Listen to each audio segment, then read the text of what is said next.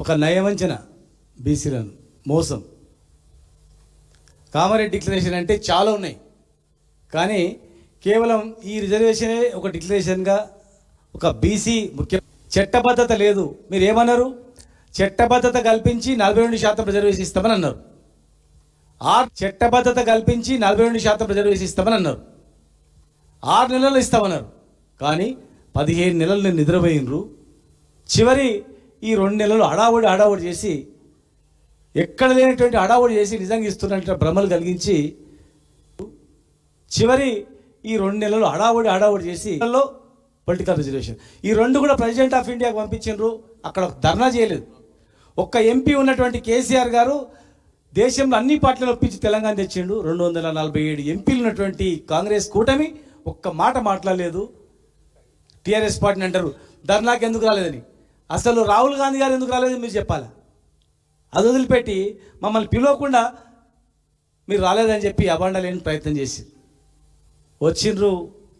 Assembly ప్రోగ్ అన్నారు, ordinance అన్నారు, చివరకు జీవో ఇచ్చిండ్రు. గవర్నర్ సంతకం గాంధీ చట్టం కానటువంటిది జీవో ఇచ్చిండ్రు. అంటే లాస్ట్ డేట్ అయిపోతుందా? ఇలా హైకోర్టు కొట్టేసింది. హైకోర్టు కూడా క్లియర్గా చెప్పింది. మరి ఆ సుప్రీంకోర్టు పోయినరు. సుప్రీంకోర్టులో డిప్యూటీ సీఎం మంత్రులు పోయినరు. ఏదో కొట్లాడుతున్నాం చూసినావా అని ప్రజలను మోసం చేయడానికి. ఇక్కడ మంత్రులందరూ పోయినరు హైకోర్టులో. చివరకు మేము మొదటి నుంచి చెప్తున్నాం, చట్టమే లేనిది ఎట్లా ఇస్తుంది జడ్జి? చట్టమే లేదు. బీహార్లో తీర్పిచ్చింది, మహారాష్ట్రలో 2 సంవత్సరాలు ఎలక్షన్ అయిన తర్వాత కూడా కొట్టేసింది, ఇంటికి వెళ్ళిపోయారు.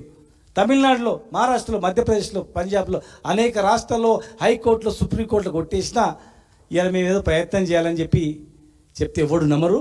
ఇలా బీసీలలో చాలామంది చదువుకున్నారు. గురుకులలో తెలంగాణలో ఇంకా అత్యంత చదువుకొని విజ్ఞానవంతులు ఉన్నారు. కనుక ఈరోజు వాళ్ళు మద్దతు అడిగినారు. మేమే మా పార్టీ నుంచి ఏదో కార్యక్రమం తీసుకోవాలనుకునే సమయంలో వాళ్ళు మద్దతు అడిగిన కనుక మొదటి నుంచి మనం కూడా కొట్లాడుతున్నాం. మనమే క్లారిటీగా ఉన్నాం. అందరికన్నా క్లారిటీగా రాజ్యాంగ సవరణ చేయాలని మన పార్టీ ఒక్కటే క్లారిటీగా ఉంది. మరి కాంగ్రెస్ బీజేపీ అనుకుంటే 2 నిమిషాలు అయిపోతుంది మా కేటీఆర్ గారు చెప్పి. కానీ వాళ్ళ చేతిలో ఉన్నా ఇది వాళ్ళ చేతిలో లేదు అనేటువంటి అంశాన్ని ప్రజలకు తెలియజేసేటట్లు భ్రమలు చేస్తారు. కనుక మరి ఖచ్చితంగా గ్రామ స్థాయి నుంచి మండల స్థాయి నుంచి జిల్లా స్థాయి వరకు ఎక్కడి వాళ్ళక్కడే ప్రతి ఒక్కరు పాల్గొనాలా. పార్టీలకు అతీతంగా విజయవంతం చేయాలి. దయచేసి ప్రైవేటు విద్యా సంస్థలు, గవర్నమెంట్ కాకుండా అన్నీ కూడా, ఆర్టీసీ ముఖ్యంగా, ఆర్టీసీ ప్రైవేటు ఆర్టీసీ ఉద్యోగులారా దయచేసి మీకు కూడా మోసం జరిగింది. మీరే స్వచ్ఛందంగా బంద్ చేయాలా వద్దు.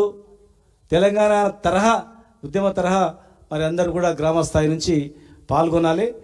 హైదరాబాద్లో దయచేసి మాకేం సంబంధం లేదన్నట్లు మీరు చేయొద్దు. ఎందుకంటే చాలా కోపంగా ఉన్నారు.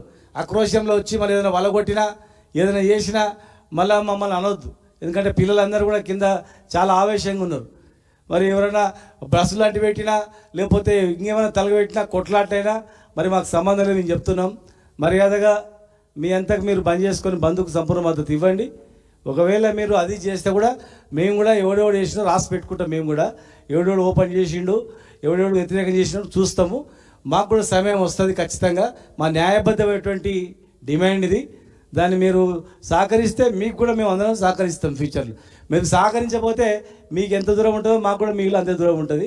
కనుక దయచేసి దానికి బాధ్యత వహించాల్సి వస్తుంది. మీ కేసులకు పీసులకు ఎవడు భయపడు, ప్రాణాలే తెగించి కొట్లాడి తెలంగాణ తెచ్చుకున్నాను. ఇదేం పెద్ద లెక్క కూడా కాదు.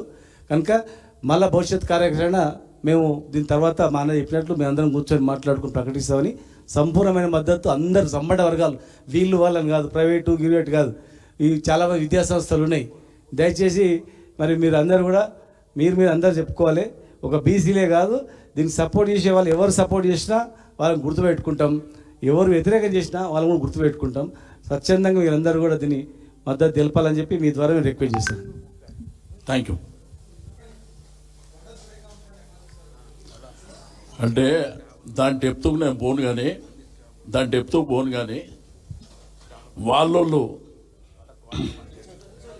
అంటే ఇప్పుడు ఉన్నటువంటి మెయిన్ స్ట్రీమ్లో ఉన్నటువంటి ఆ మంత్రుల ఇంటికి పోలీసు వాళ్ళు పోతుండేనా?